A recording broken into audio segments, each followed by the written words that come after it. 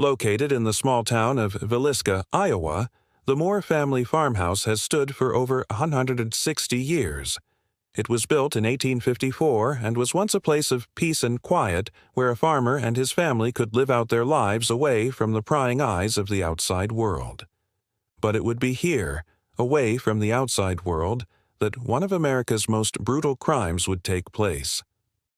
On June 10, 1912, Josiah Moore, along with his wife and 4 children, had just finished up dinner and were settling down for the evening. Their 2 older children, ages 19 and 17, were seeing a friend off who had come to visit. They would walk their friend to the train station before heading home. Little did they know this would be the last time any of them were ever seen alive. When the friend returned from catching his train, he noticed the front door to the Moore's farmhouse was open. Upon entering, he saw blood everywhere. Thinking quickly, he ran to get help. A neighbor, John McHenry, heard the commotion and went to investigate. He kicked in the door, expecting to see a robbery gone wrong or perhaps a crazed animal, but instead stepped into a scene straight out of a nightmare. In the kitchen, lying on the floor next to a pool of blood, was the daughter of the Moores, Mary. Her head was crushed in with an axe.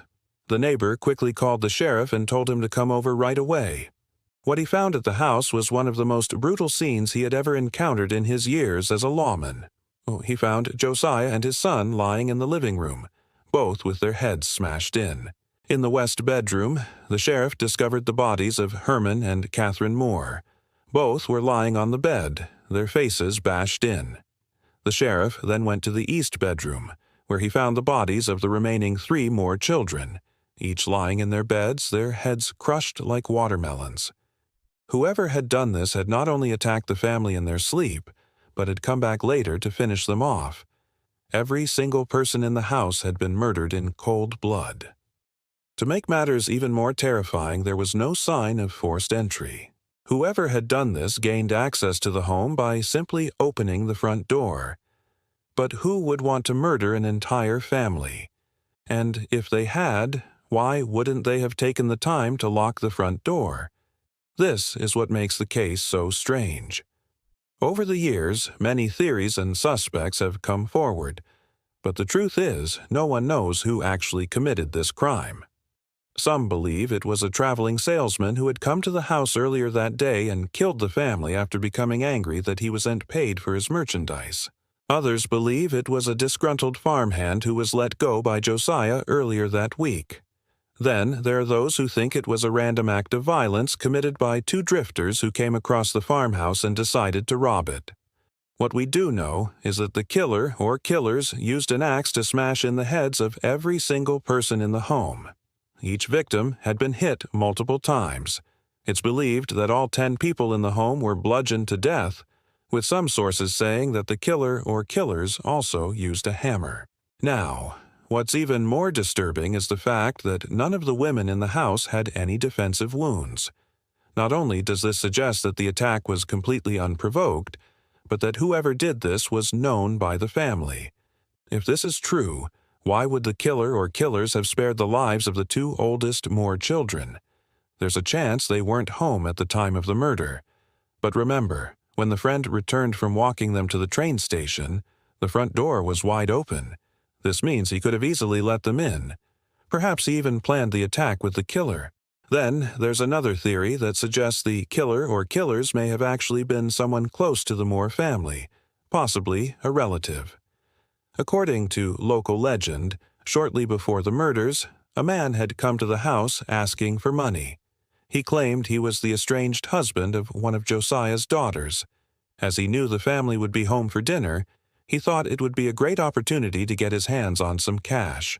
When he was refused money, he swore revenge. Could this man have returned later that night and carried out the brutal slayings? Well, this would certainly explain why none of the women in the house had any defensive wounds. Perhaps the killer spared the lives of the 2 older children because he didn't want to be caught. He had already accomplished what he set out to do and didn't want to risk getting caught with the kids as witnesses. While this may seem like the most likely scenario, it doesn't answer the question of why an axe was used or why the victims were killed in such a savage manner. But if this is true, who was this man and why did he swear revenge? It turns out Josiah's daughter, Lucy, had run away from home years before the murders. She married a man named Charlie, who she met while working as a waitress in a local restaurant. The couple eventually divorced, and Charlie started seeing someone new. In 1912, Lucy, who had since changed her name to Lillian, was living in California with her new husband. She hadn't spoken to her father in over a year, but when she heard of the brutal murders, she knew it had to be him. She immediately contacted the police and told them about her past. With no other leads, the authorities took her claim seriously and questioned her. However, when they asked her to come to Iowa to be interviewed, she declined, saying she couldn't afford the bus ticket. With that, the police decided she was clearly guilty and not only had nothing to do with the murders, but had even tried to implicate herself without having to come forward. To this day, no one knows exactly what happened to Lucy. Some believe she was killed by her jealous ex-husband, while others say she was behind the murders the whole time. To be honest, it's hard to say which theory is more far-fetched. On one hand, you have a man who swore revenge but never actually followed through. Then on the other, you have a daughter who wanted her father dead. After Lucy refused to cooperate with the police, the investigation grew cold. They had no leads and no suspects, so they closed the case and buried the evidence. For decades, the killings went unsolved, with the true nature of the crime being lost to time. Even though there were no signs of sexual assault, the newspapers of the day still managed to make it a point to mention that the women and girls had been slain in a most brutal and savage manner. This only added fuel to the fire, creating speculation that the killer or killers had not only murdered the family, but had desecrated the bodies afterwards. While there's no evidence to support this claim, it's scary to think that something like this could have happened. As the years passed, the farmhouse was sold several times. It changed hands so often that no one really knows who owned it. Throughout the years, rumors spread about the home, with some saying it was cursed. In 1959, the home was purchased by a minister named John and his wife, Helen. The couple planned on fixing up the old farmhouse and turning it into a church. However, as they began clearing out the debris, they uncovered human bones in the basement. At first, they thought they might have belonged to one of the children who died in the home all those years ago. However, after further inspection, they realized they were much older. John and Helen decided it was best to leave the bones where they were and turn the house into a church. They also held regular prayer meetings to drive out whatever evil spirits lurked inside. While these attempts were probably well-intended, they may have actually done more harm than good. According to those who attended the prayer meetings, the spirits of the Moors were very upset that their remains were disturbed. One girl even claimed that she heard chains dragging metal moans. If you ask me, I'd say the ghost of Josiah is to blame. After all, he's the only male victim. It's also said that the spirit of Mary still walks the halls looking for her father. In 1994, the church that occupied the house left, leaving it abandoned once again. Shortly after, paranormal investigators showed up. They spent the night in the house and reported hearing screams, footsteps, and chains dragging.